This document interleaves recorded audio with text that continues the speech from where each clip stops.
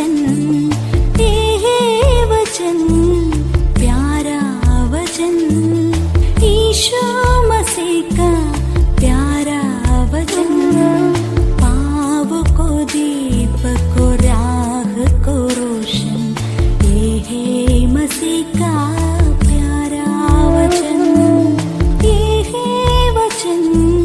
परमेश्वर के धन्य नाम की महिमा हो। प्रभात मनन के सत्र 2025 में आप सभी का बहुत ही विनम्रता के साथ स्वागत करता हूँ। आइए आज का मनन के लिए हम पढ़ते हैं इब्रानी अध्याय 10 पद 28 और 29। जब मूसा की व्यवस्था को ना मानने वाला 2 या 3 जनों की गवाही पर बिना दया के मार डाला जाता है, तो सोच लो कि वो कितने और भी भारी दंड के योग्य ठहरेगा, जिसने परमेश्वर के पुत्र को पावों से रौंदा और वाचा के लहू को, जिसके द्वारा वो पवित्र ठहराया गया था, अपवित्र माना है और अनुग्रह के आत्मा का अपमान किया। हम बीते दिनों में नरक के दंड के बारे में जो पापी और अधर्मी पर अनंत काल के लिए होगा मनन कर रहे थे। प्रारंभ में पढ़ी गई पदों में निम्न विषय को लेखक जारी कर रहा है। लेखक यहूदी मसीहियों को याद दिला रहा है कि न्याय व्यवस्था के अनुसार व्यवस्था का उल्लंघन करने वालों को कैसे दंड देने के लिए मूसा लिखा है। 2 या 3 गवाहों की गवाही पर अपराधी को दंड देने का सलाह मूसा वहां दिया है। पाप करने वाले अगुवों पर कार्यवाही करने के संबंध में पौलुस भी निम्न सलाह देते हुए आप 1 तीमुथियुस 5:19 में देख सकते हैं। ये बात सुनिश्चित है कि पौलुस जो स्वयं व्यवस्था में ज्ञानी था, ये जानकारी व्यवस्था से ही प्राप्त किया होगा। न्याय व्यवस्था उपलब्ध कराने के पूर्व के जमाने को यदि देखा जाए, आम लोगों की गवाही को राजाओं के अदालतों में अधिक महत्व नहीं दिए जाते हुए आप इतिहास के पन्नों में देख सकते हैं। कोई भी विषय पर अंतिम फैसला राजा या हाकिम की समझ या उनकी मर्जी पर निर्भर रहता था, परंतु न्याय व्यवस्था दुनिया में कानून व्यवस्था के क्षेत्र में एक बड़ा क्रांतिकारी बदलाव लाया। वास्तव में संसार के सभ्य समाज की कानून व्यवस्था की माता परमेश्वर की न्याय व्यवस्था ही है, जो परमेश्वर ने अपना दास मूसा के द्वारा इस्राएल को दी थी।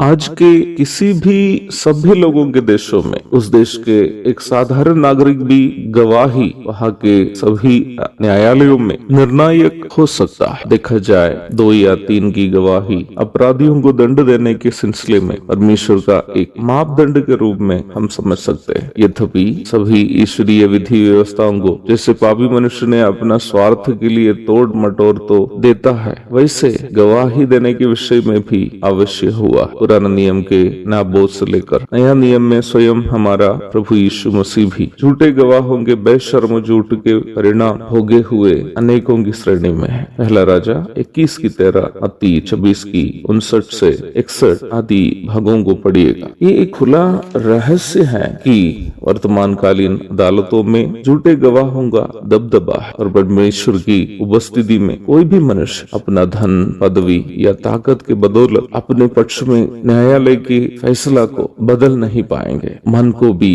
जांचने वाले सर्वज्ञानी परमेश्वर को सच्चाई जानने के लिए किसी की गवाही की आवश्यकता नहीं है। तो भी परमेश्वर उन पुस्तकों के अनुसार सबको धर्म से न्याय करेगा जिन पुस्तकों में सबके जीवन का लेखा लिखा है और स्वर्ग में रखी हुई है। प्रकाशित वाक्य 20:12। मेरे प्रिय भाई बहनों, इस विश्व के कोई भी वस्तु परमेश्वर के सामने परमेश्वर मांगने पर हमारे खिलाफ गवाही दे सकता है। परमेश्वर की आवाज पर आज्ञा मानने वाले हैं पृथ्वी की किसी भी सृष्टि। उस विषय में कहने के लिए बहुत अधिक समय की जरूरत है, इसलिए वहां की ओर मैं जाना नहीं चाहता। लेकिन प्रकाशित वाक्य 20:12 में एक बात बहुत ही स्पष्ट रूप में लिखा है कि हर एक व्यक्ति के जीवन स्वर्ग में लिखा जा रहा है और उसके अनुसार परमेश्वर हर एक इंसान का न्याय करेगा। जो व्यक्ति उद्धार नहीं पाया है उसको अनंतकालीन दंड के लिए भेजे जाएंगे।